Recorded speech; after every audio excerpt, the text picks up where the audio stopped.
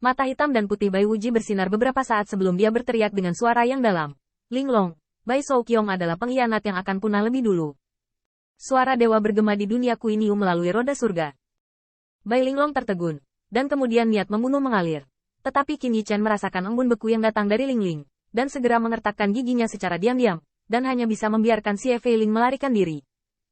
Pada saat ini, tampaknya pertarungan terbuka dan rahasia antara wakil ketua dari 7 partai telah menyebabkan mereka mencapai aliansi jangka pendek, tetapi hanya Bai Shouqiong yang paling marah. Orang-orang ini hanya berpikir untuk kepentingan keluhan mereka, dan mereka dianggap sebagai pengkhianat yang harus disingkirkan terlebih dahulu. Bum bum bum. Es dan salju menyerbu dan ruang bergetar, tetapi langit yang membeku tidak bisa mengejar Qin Yichen yang tersembunyi di dunia. Sampai cahaya pedang cangking menghilang, telinga Xie Feiling masih bergetar dengan dingin. Akhir-akhir ini, sebaiknya kau tetap bersama Bai Linglong, jika tidak. Qin Yichen bersembunyi di ruang, bertemu dengan Putri Wenxing. Berapa banyak yang terbunuh? Bai Haoran sedikit tidak berdaya, kekuatan gagak emas Hao Huang tidak lemah. Api gagak emas hampir dapat menghancurkan ruang. Kita hanya punya waktu untuk menyelesaikan satu.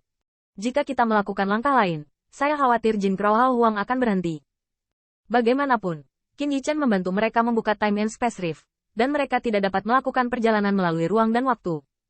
Namun, ini bukanlah kegagalan. Bagaimanapun, menghancurkan tubuh Queen Yu Tao yang diubah oleh sampah dari klan Bais, mengungkapkan jiwa iblis. Dan jiwa iblis itu benar-benar dihancurkan oleh Bai Haoran.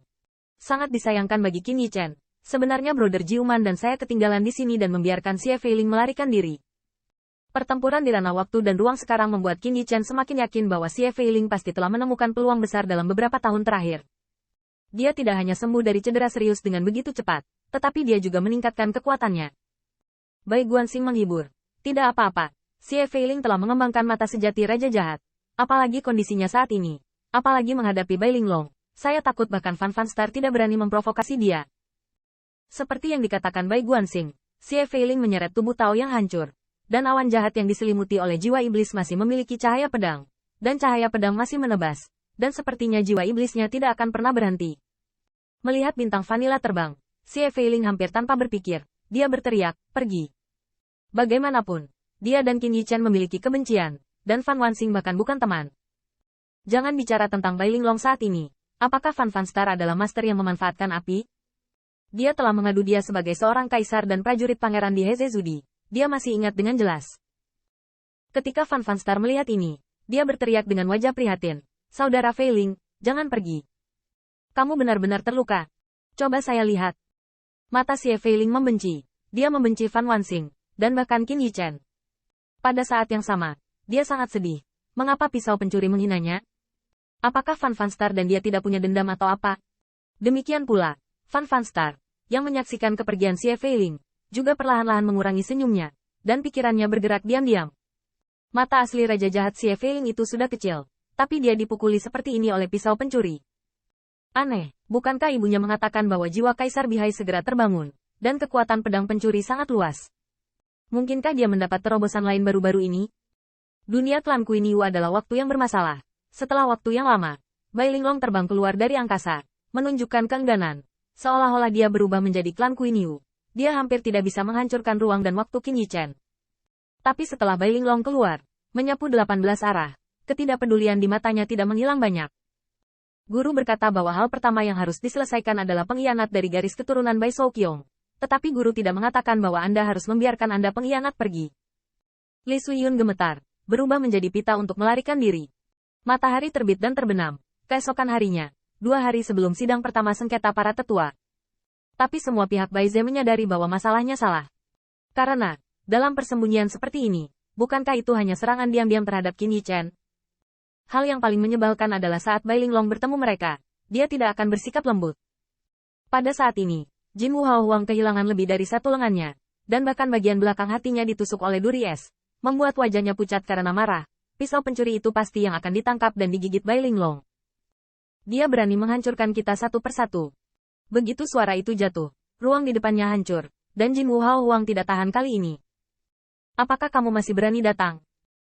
Pada saat berikutnya, tubuh Jin Crow Hao Huang penuh dengan api, bergegas ke ruang dan waktu dengan amarah yang besar. Tetapi hanya beberapa napas kemudian, Jin Wu Hao Huang terhuyung-huyung keluar dan melarikan diri, dan serangkaian pedang biru berubah menjadi lautan luas di belakangnya. di antaranya binatang buas dan naga yang tak terhitung jumlahnya melonjak. Dalam celah waktu dan ruang, Qin Yichen merasa setelah berubah menjadi klan Queen Yu, senyumnya pasti sangat sederhana. Haruskah aku memanggil Bai Linglong untukmu? Pisau pencuri. Tanda seru. Tanda seru. Jin Crow Hao Huang cemas dan frustrasi. Siapa sangka kali ini Qin Yichen diam, dan dia mencarinya dengan 6 teman.